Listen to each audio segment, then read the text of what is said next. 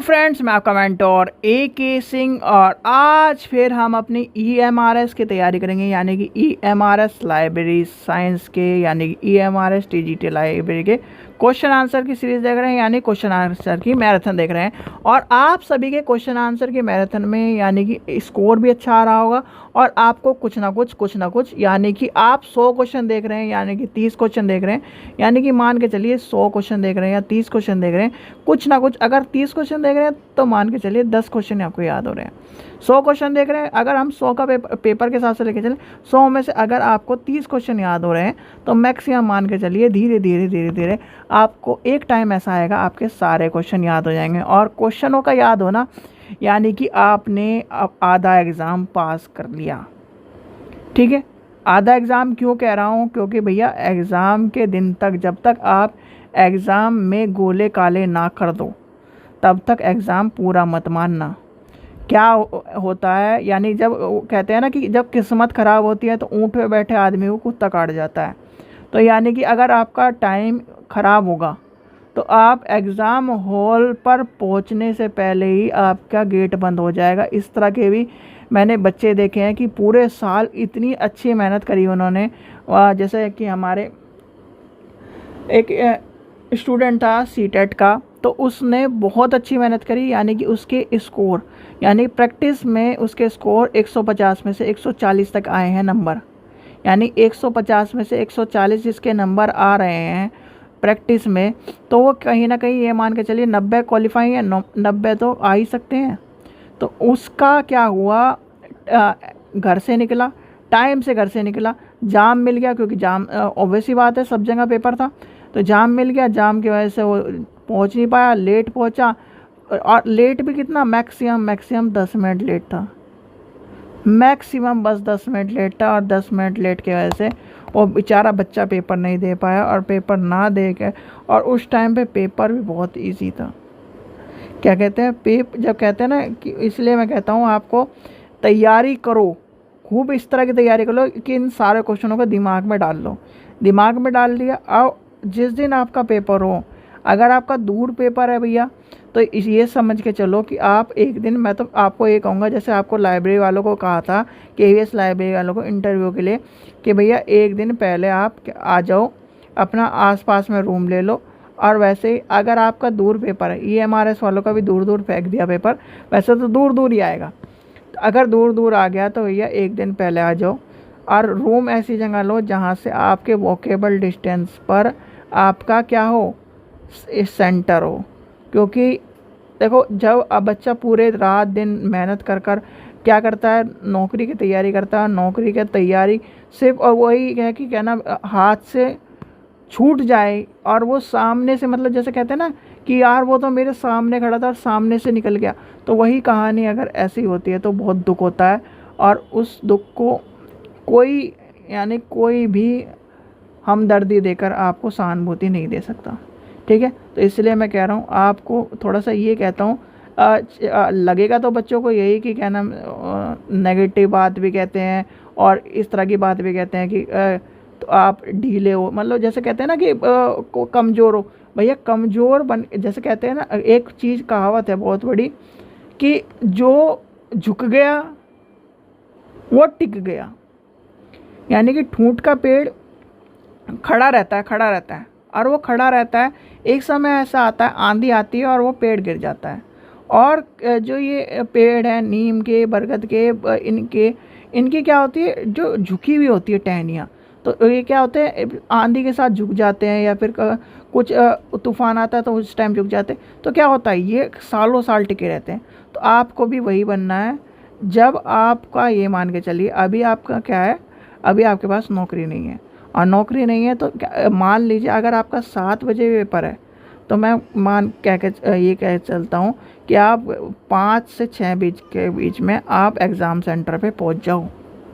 क्योंकि इससे क्या होगा, आपकी एक तसल्ली ख़त्म हो जाएगी। या अगर मान लीजिए जैसे राजस्थान में होता है कि वो पेन का, एक तो पेन, एक चप्पल, एक उसके किसी बच्चे के हाथ में कलावा नहीं होना चाहिए, दूसरी टी शर्ट होनी चाहिए लोअर में, इस तरह का जो चीज़ें, और जो लेडीज़ों के लिए वही सब चीज़। तो अगर इस तरह की जो कहानी अगर आपके साथ भी होने लगी तो आपको कुछ पता तो चल जाएगा। और एक और बात, अपनी फैमिली में से किसी ना किसी को लेके जाओ, चाहे आप लड़के हो चाहे लड़की हो। भैया ये मत सोचो कि आप लड़के हो तो क्या नाम सारी चीज़ के लिए हासिल कर लोगे, चाहे और लड़की हो तो आप आजकल की लड़कियां जो हैं स्ट्रॉन्ग हैं।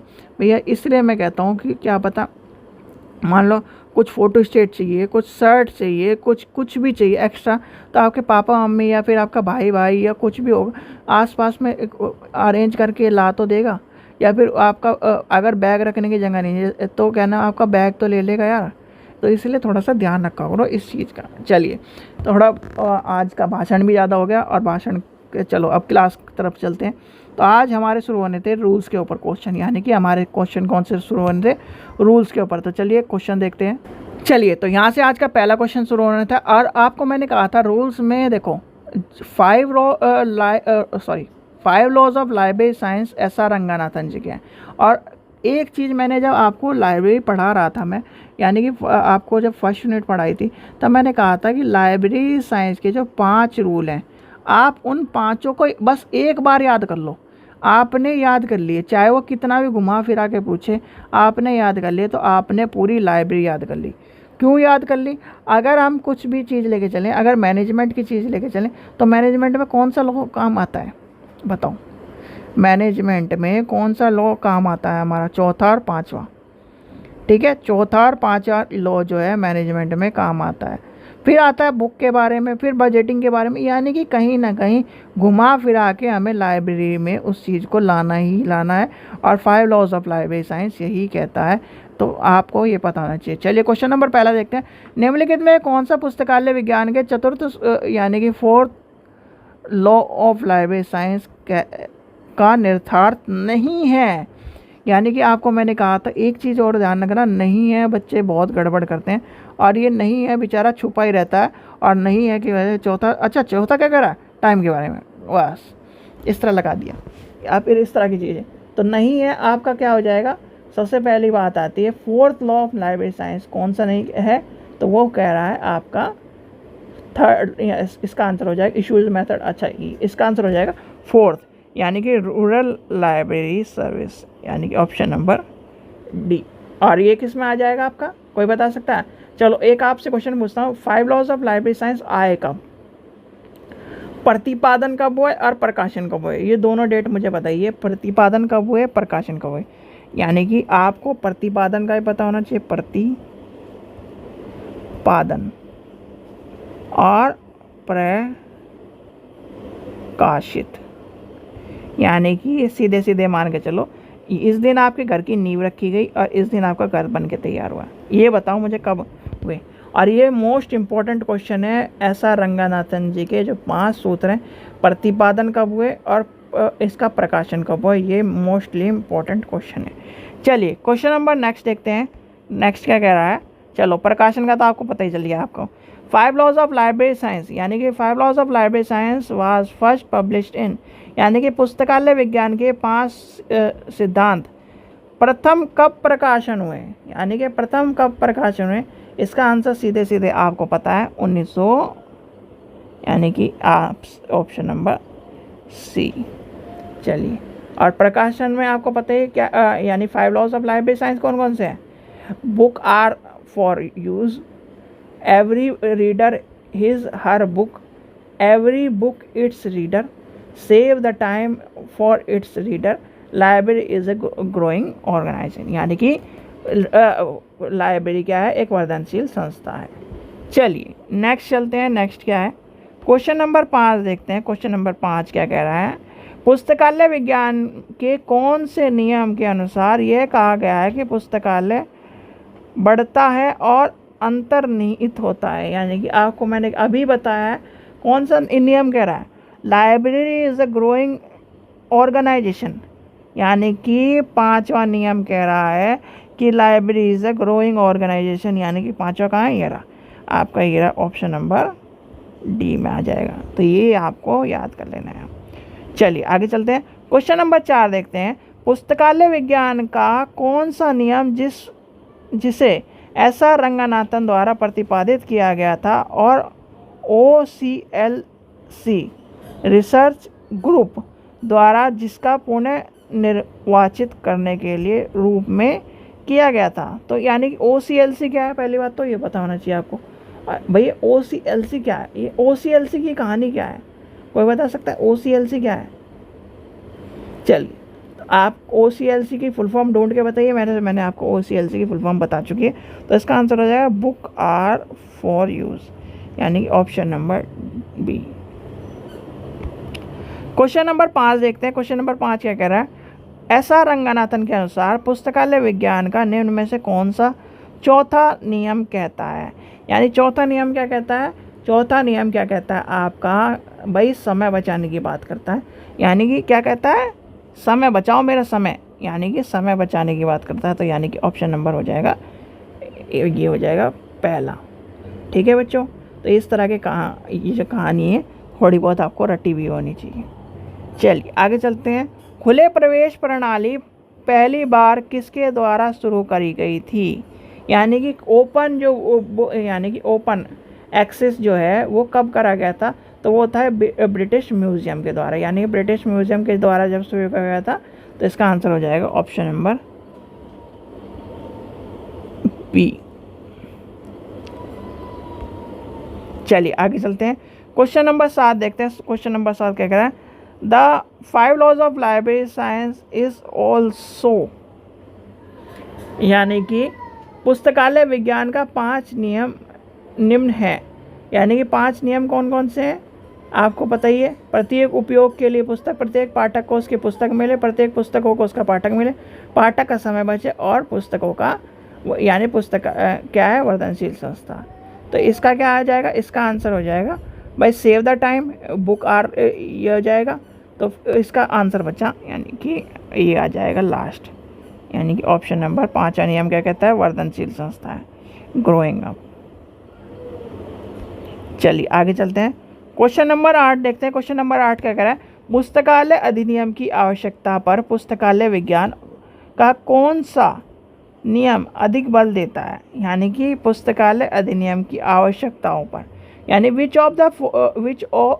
Law of library science in शेड। अच्छा, ये कह रहा है देखो, जब इस तरह की बात आए, लेजिस्लेशन की बात आए, तो लेजिस्लेशन में ये ध्यान रखना जो आपके नियम जो, यानी कि पहला क्या कहता है? पुस्तकालय जो पुस्तक उपयोगी के लिए, क्या कह रहा है? पुस्तक उपयोगी के लिए। फिर दूसरा नियम क्या कह रहा है? प्रत्येक पाठक को उसकी पुस्तक मिले। यानी कि क्या कह रहा है? कानून कह रहा है कि प्रत्येक पाठक को उसकी पुस्तक मिलनी चाहिए भाई। अब पुस्तक मिलनी चाहिए तो नियम क्या कह रहा है? यानी कि second law of library science आ जाएगा इसमें, ऑप्शन नंबर सी आ जाएगा इसका आंसर। चलिए क्वेश्चन नंबर 9 देखते हैं। विस्तार सेवाओं का आयोजन करके पुस्तकालय विज्ञान के कौन से सूत्र को संतुष्ट किया जाता है? यानी कि कौन से नियम को संतुष्ट किया जाता है? तो इसका आंसर होगा second law of library science. यानी कि अभी नियम के बारे में बात कर रहे थे और नियम की क्या कहानी थी? Second law of library science. ठीक है, क्वेश्चन नंबर 10 देखते हैं। लाइब्रेरी विज्ञान यानी कि लाइब्रेरी साइंस का वह कौन सा सूत्र है पुस्तकालय के विकास से संबंधित है? अब पुस्तकालय के विकास से संबंधित कौन सा है? आपको अभी रटवाया है, अभी कहानी क्या करी है। यानी कि 5वां नियम क्या कहता है? Library is a growing organization. यानी कि लाइब्रेरी क्या है? एक ग्रोइंग ऑर्गेनाइजेशन है। तो इसका आंसर क्या हो जाएगा? ऑप्शन नंबर ये हो जाएगा डी। चलिए क्वेश्चन नंबर 11 देखते हैं। 11 क्या कह रहा है? ग्रंथालय विज्ञान का कौन सा सूत्र ग्रंथालय की 80वीं यानी कि अच्छा ग्रोइंग की बात कर रहा है। यानी कि ग्रोइंग वाली बात फिर दोबारा आपके सामने आ गई है। तो ग्रोइंग क्या कह रहा है? ग्रोइंग ऑर्गेनाइजेशन की बात जब कहता है तो ग्रोइंग ऑर्गेनाइजेशन आता है इसका 5वां नियम। यानी कि इसलिए मैं कहता हूँ थोड़ा बहुत अगर कभी हिंदी में दिक्कत हो तो आप इंग्लिश में पढ़ लिया करो। चलिए क्वेश्चन नंबर 12 देखते हैं। लाइब्रेरी साइंस के 5 कानून पहली बार प्रकाशित कब हुए? अभी बताया था 5 कानून पहली बार प्रकाशित कब हुए थे? 1931 में। याद कर लेना 1931 में, यानी कि 1931 में। ठीक है, देखो 1910 से लेकर 1960 तक के सारे भी जितने भी ईयर हैं उसमें जो लाइब्रेरी साइंस है वो सारे याद कर लेना। 1910 से हमारी कहानी शुरू होती है और 1910 फिर 30, 31, 32, 33।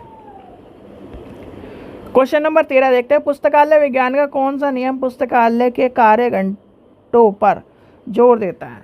भाई कार्य घंटों पर जोर देने वाला कौन सा नियम है? यानी कि fourth law of library science, यानी कि टाइम को सेविंग कौन करता है? तो वो करता है चौथा नियम, यानी चौथा नियम। तो इसका आंसर हो जाएगा ये। चलिए क्वेश्चन नंबर 14 देखते हैं। अनुक्रमकरण तथा सरकरण सेवा पुस्तकालय विज्ञान के चतुर्थ सूत्र के प्रति, यानी कि इंडेक्सिंग है। अरे यही सबसे बड़ी दिक्कत है इंग्लिश में। कभी कभी ऐसा हो जाते हैं कि हमें इंग्लिश के वर्डिंग याद हो रहते हैं। जैसे इंडेक्सिंग है, एब्स्ट्रैक्टिंग है, service, fulfil the fourth law of library science, यानी fourth law of library science क्या कह रहा है? ये कह रहा है। फिर ये कह रहा है तर्क क्या कह रहा है? ये सेवा प्राथमिक पत्रिकाओं के स्थान पात्र के रूप में कार्य करती हैं। तो इसका क्या आंसर होगा? यानी कि देखो एब्स्ट्रैक्टिंग और जो क्या होती है, एक्सट्रैक्टिंग और इंडेक्सिंग सर्विस आपको पता है। एब्स्ट्रैक्टिंग और इंडेक्सिंग सर्विस में पहला तो सत्य है, यानी कि A is a true, but R is a not true, यानी कि इसमें से पहला सत्य है, क्योंकि एब्स्ट्रैक्टिंग सर्विस क्या है? फोर्थ लॉ के अंदर ही आ जाती है। चलिए आगे चलते हैं। क्वेश्चन नंबर, यानी कि पहला हो जाएगा इसका आंसर। क्वेश्चन नंबर 15 देखते हैं। क्वेश्चन नंबर 15 क्या कह रहा है? पुस्तकालय विज्ञान के किस सूत्र के को संतुष्ट करते हुए हम सूची पत्रक पर वर्गिक पेंसिल के से लिखते हैं? यानी कि to fulfilling which law of library science we write classification class number catalogue. अच्छा देखो, ये कहानी तो सभी लाइब्रेरी साइंस को पता होना चाहिए, यानी कि लाइब्रेरियन को पता होना चाहिए। भैया आपने देखा होगा जब क्लास नंबर लिखते हैं हम वो पेंसिल से लिखते हैं। इसका रीज़न क्या है? कोई बता सकता है मुझे? आप लाइब्रेरियन बनने वाले हो, आप लाइब्रेरियन में कभी भी याद रखना आपके पास हर हालत में चाहे एक बार को पेन ना हो, पेंसिल, रबड़ और एक आपका एक्सेशन रजिस्टर ज़रूर होना चाहिए। याद कर लेना इन 3 चीज़ों को, यानी कि पेंसिल, देख रहा हूँ, पेंसिल, रबड़ और एक्सेशन रजिस्टर, ACC रजिस्टर, ये होना चाहिए। क्यों पेंसिल की क्यों ज़रूरत होती है? भाई आप क्लास नंबर लिख रहे हो, पेंसिल ही क्यों ज़रूरत होती है? आप ये बताओ, आप जब हज़ार लाखों किताबों में बैठे हो, आप लाखों किताबों को, आपने, मैंने कहा था आपको, वीडियो दिखाई थी कि किस तरह से लाइब्रेरी में किताब पढ़ी थी। अगर उस तरह से आपको किताब में क्या करना पड़े, एक तो पहली बात तो शीट आती है, जहाँ से किताब खरीदी वहाँ से शीट आई, आपने चढ़ा भी दी, ठीक है। अब क्या कर रहे हो? आप क्या कर रहे हो? किताबों को लिख रहे हो, उस पर नंबर लिख रहे हो, तो आप क्या करोगे? पेन से डाल दोगे। अब पेन से हो गया, मान लो गलत हो गया, यानी कि आपको डालना था 101 नंबर, 110 नंबर डालना था, आपने डाल दिया 111 नंबर, तो गलत हो गया कि नहीं हो गया वो?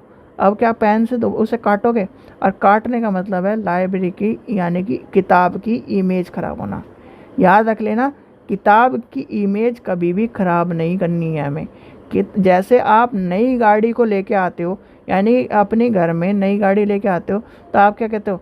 जैसे ज़रा सा भी उस पर क्या खरोंच वरोच भी आ जाती है या फिर धूल वूल जाए तो उसे साफ़ करते हो। वैसे ही नई गाड़ी की तरह आपकी नई किताब को भी नया रखना होता है, इसलिए ज़रा सा भी उस पर गंदगी नहीं करी जाती, कुछ भी नहीं करा जाता, तो इसलिए पेंसिल से डाला जाता है। यानी पेंसिल से नंबर डाला, अगर गलत हो गया तो मिटाकर दोबारा डाल दो।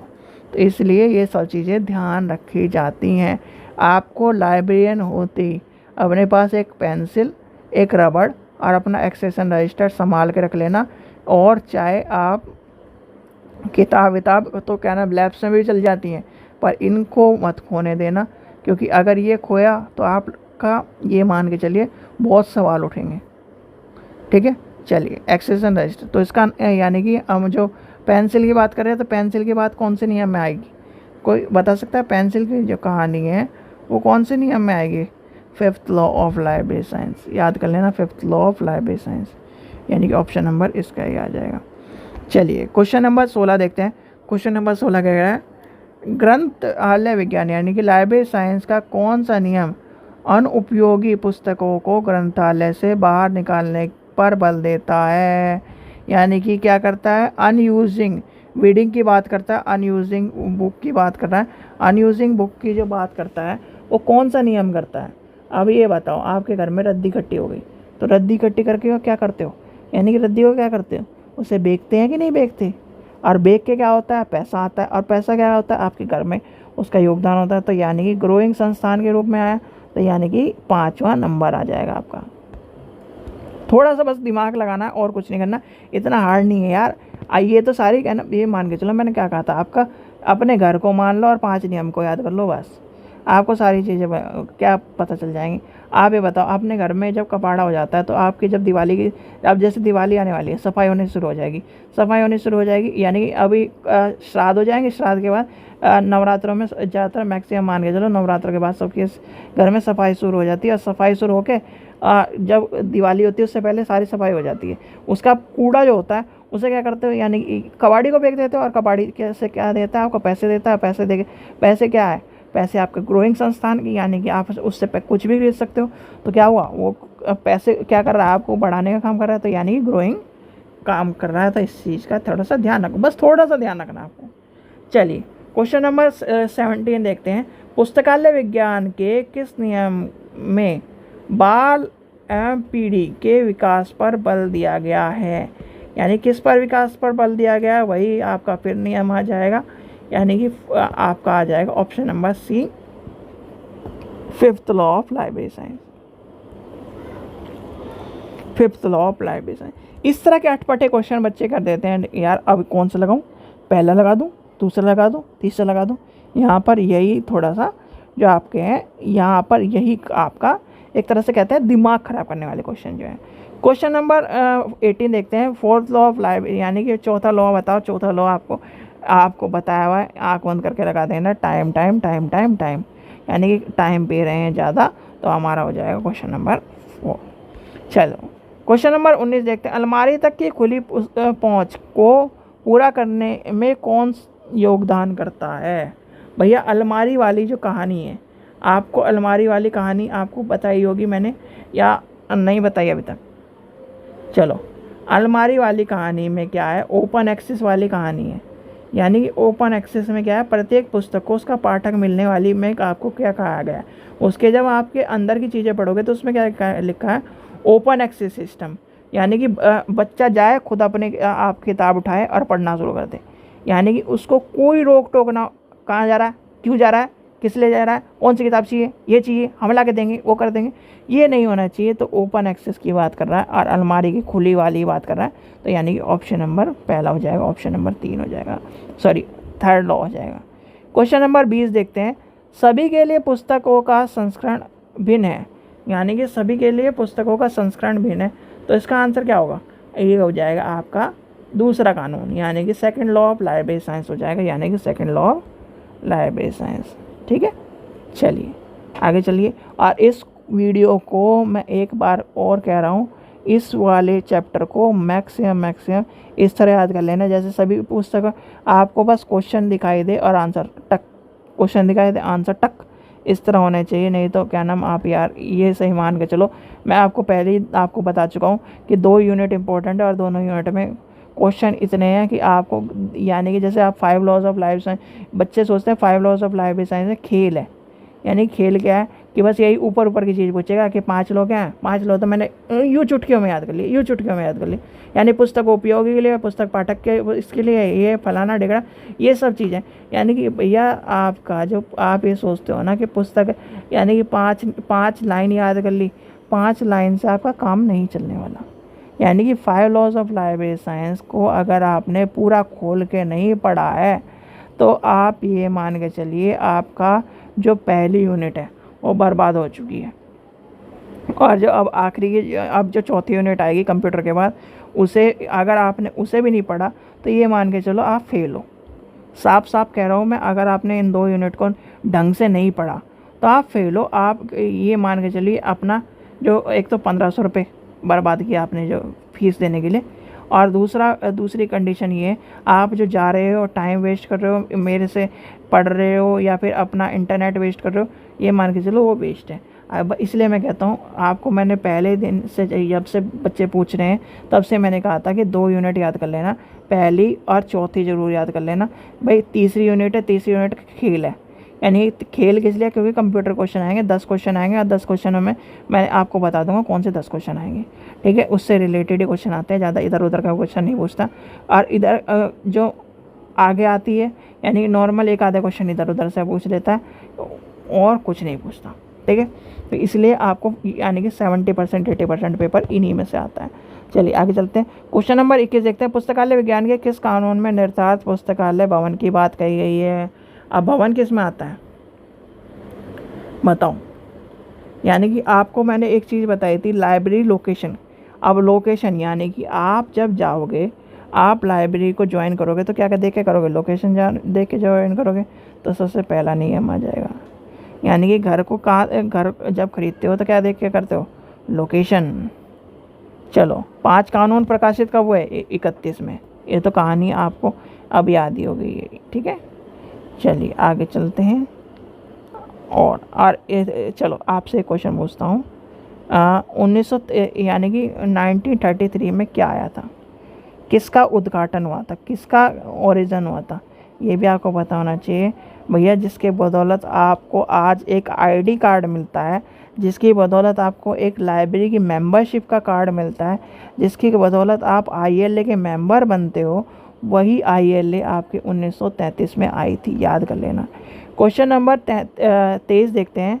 पाठन सामग्री और कुशल संरक्षण की विशिष्ट संगठन निर्धारित है, यानी कि पाठन सामग्री की बात आ गई तो पाठन सामग्री किसमें है? पुस्तकालय विज्ञान के चौथे नियम में है, यानी कि ऑप्शन नंबर आपका आ जाएगा। चौथा नियम का है ये रहा पहले से, ठीक है। चलिए आगे चलते हैं। क्वेश्चन नंबर 24 देखते हैं। एक पुस्तकालय की खुली पहुंच की प्रणाली। भाई खुली पहुंच अभी कहाँ याद कर रहे थे? यानी कि खुली पहुंच कहाँ याद कर रहे थे बताओ? खुली पहुंच हम तीसरे में कर रहे थे, यानी कि ओपन एक्सेस। ओपन एक्सेस की बात कर रहे थे, तो यहाँ आ जाएगा ये वाला। चलिए क्वेश्चन नंबर 25 देखते हैं। पुस्तकालय विकसित, यानी पुस्तकालय विकसित होते हैं और अंतहीन विकसित होते हैं, यानी अंतहीन पुस्तकालय विकसित होते हैं, उसकी बात कही गई है। अब ये जो पुस्तकालय विकसित होते हैं तो क्या है? यानी आपको बताया था library is a growing organisation, और ग्रोइंग ऑर्गेनाइजेशन की बात कहाँ आ रही है? पुस्तकालय के विकास में। भाई सीधी सीधी बात है, लाइब्रेरी का आदमी, लाइब्रेरी की बिल्डिंग, लाइब्रेरी की किताब, लाइब्रेरी की अलमारी, लाइब्रेरी का पंखा, लाइब्रेरी की कुर्सी, लाइब्रेरी की चेयर, यानी कि लाइब्रेरी में जो भी सामान है, लाइब्रेरी जहाँ पर खड़ी है, यानी कि लाइब्रेरी जहाँ पर बनी है वहाँ से लेकर उसकी जड़ से लेकर और उसमें जो एक एक सामान है, एक पेंसिल तक है, उसका कार्य कौन करता है? यानी 5वां नियम करता है, और 5वां नियम आपका आ जाएगा इसका आंसर, ठीक है। चलो आगे देखते हैं। क्वेश्चन नंबर 26 देखते हैं। पुस्तकालय विज्ञान का कौन सा सूत्र पुस्तकालय के अप्रयुक्त पदार्थ की छंटनी की वकालत करता है? अच्छा, वीडिंग की बात का आ गई तो वीडिंग की आपको छंटनी की बात आती है।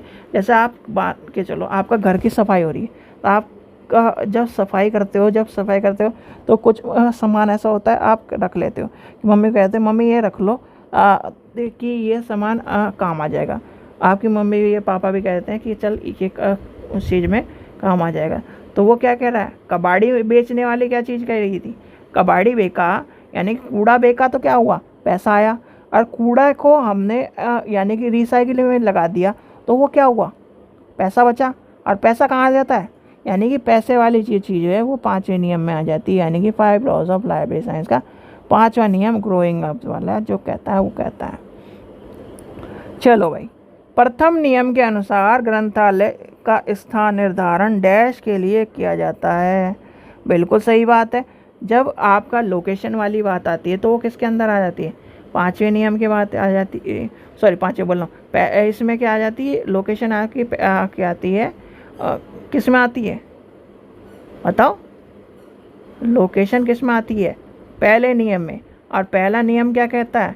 पहला नियम कहता है कि किसी भी जब आपके जगह के सेंटर में होना चाहिए, सेंटर बीच स्थान में होना चाहिए। यानी कि आप ये मान के चलो ये है आपका ये डब्बा है, यानी कि ये जगह है। अब आपको मैं लाइब्रेरी यहाँ बना दूँ, ठीक है, और स्कूल है यहाँ पर, हॉस्पिटल है यहाँ पर, और प्लेग्राउंड है यहाँ पर, सारी जनता इकट्ठी होती है यहाँ पर, ठीक है। तो ये बताओ, ये जनता जब शॉपिंग मॉल आएगी, खाने के लिए आएगी या फिर कुछ भी करने के लिए आएगी, ये सब आ रहे हैं कहाँ? बीच में, ठीक है। जाना इन्हें सबको बीच में से, इसको बीच में से जाना। तो ये बताओ, ये कोने में, आप ये बताओ, आप अपने घर के, या फिर छोड़ो अपने घर के छोड़ दो, आप यानी कि आपने कभी आप स्कूल में पढ़े होंगे, तो आप अपने स्कूल के उस कोने में जाना पसंद करेंगे जहाँ पर कोई आता जाता नहीं है। उस कोने में कौन जाता है? उस कोने में मैक्सिमम वो आदमी बच्चे जाते थे जो बंक मारने वाले होते थे या फिर कुछ गलत काम करने वाले होते थे। ऐसे ही होता है कि नहीं होता? और यानी कि सेंटर में कौन रहता है? आप ये मान के चलो कि दिल्ली के सेंटर में क्या है? दिल्ली के सेंटर में क्या है? कनॉट प्लेस, इस तरह की जगह है। तो वहाँ पर क्या चहल पहल रहती है। और आप ये मान के चलो, और दिल्ली का एक कोना ले लो कोई सा भी, मान के चलते हैं दिल्ली के कोने में, यानी कि ये मान के चलो इसका द्वारिका से इधर को तरफ को, कोने की तरफ को मान के चलो, जहाँ पे कुछ नहीं आता, तो वहाँ पे क्या है? खाली है। तो लाइब्रेरी क्या है? लाइब्रेरी की लोकेशन डिपेंड करती है आपको, यानी कि आप ऐसी जगह रहना पसंद, चीज़ें छोड़ो, सारी चीज़ें छोड़ो, आप ये बताओ, आप ऐसी जगह रहना पसंद करोगे जहाँ हॉस्पिटल है, स्कूल है, आपको किराना की स्टोर मिल जाएंगे, मल्टीप्लेक्स मिल जाएंगे, स्कूल, ये सब चीज़ें मिल जाएंगी, या वहाँ रहना पसंद करोगे जहाँ पर कुछ भी नहीं है, 1000 किलोमीटर चल के या फिर कुछ किलोमीटर चल के, 20-25 किलोमीटर चल के तब आपको सामान मिलेगा? सही, आपको वहाँ रहना पसंद करोगे नहीं, तो वहाँ कहाँ है? सेंटर में। तो इसका आंसर हो जाएगा ऑप्शन नंबर ए। चलो आगे चलते हैं। ग्रंथालय विज्ञान के 5 नियम, ये तो आपको पता ही है, प्रकाशन कब हुए, इसका आंसर हो जाएगा इसका ये। चलो आगे चलते हैं, क्वेश्चन नंबर 29 देखते हैं, सेकंड लास्ट क्वेश्चन है। पुस्तकालय अध्यक्ष की समृद्धि हेतु पुस्तकालय विज्ञान से संबंधित अधिनियम कौन सा है? यानी कि which law of library science relevant to growing की बात आ जाए तो ग्रोइंग में एक ही चीज़ लगानी है हमें, कौन सा लगाना है बताओ? 5वां नियम, ग्रोथ की बात कर रहा है, ग्रोइंग की बात कर रहा है, आंख बंद करके लगा देना 5वां नियम। चलो भैया लास्ट क्वेश्चन देखते हैं आज का हम। लास्ट क्वेश्चन क्या कह रहा है? पुस्तकालय विज्ञान की 3रा नियम इससे संतुष्ट होता है। भैया पुस्तकालय विज्ञान का जो क्या कह रहा है, 3रा नियम जो है किसकी बात करता है, किसकी वकालत करता है? खुलेपन की, यानी कि ओपन एक्सेस सिस्टम की, यानी कि ओपन एक्सेस सिस्टम की बात करता है, और ओपन एक्सेस सिस्टम की बात करता है तो ये पहुंच जाएगा 3रा नियम। ठीक है बच्चों, तो आपको एक आधा क्वेश्चन तो याद हुआ होगा, यानी कि 30 क्वेश्चन में से क्या करना है, अभी आप आराम से देखो, देख लिया, ठीक है। अब अपना खाना पीना खाओ, खाना पीना खाने के बाद फिर दोबारा देखो इसे, क्या होगा, इससे क्या होगा, आपको याद हो जाएगा। और जो बच्चा question answer question answer question answer इस तरह लिख के याद कर रहा है, तो उससे बेटर कुछ नहीं है, यानी कि उससे बेटर कुछ नहीं, क्योंकि आपने कौन सी इंद्रियों का यूज़ कर लिया, हाथ वाली इंद्रियों का भी यूज़ कर लिया, कान वाली इंद्रियों का भी यूज़ कर लिया, आँख वाली इंद्रियों का भी यूज़ कर लिया, दिमाग की इंद्रियों का भी यूज़ कर लिया।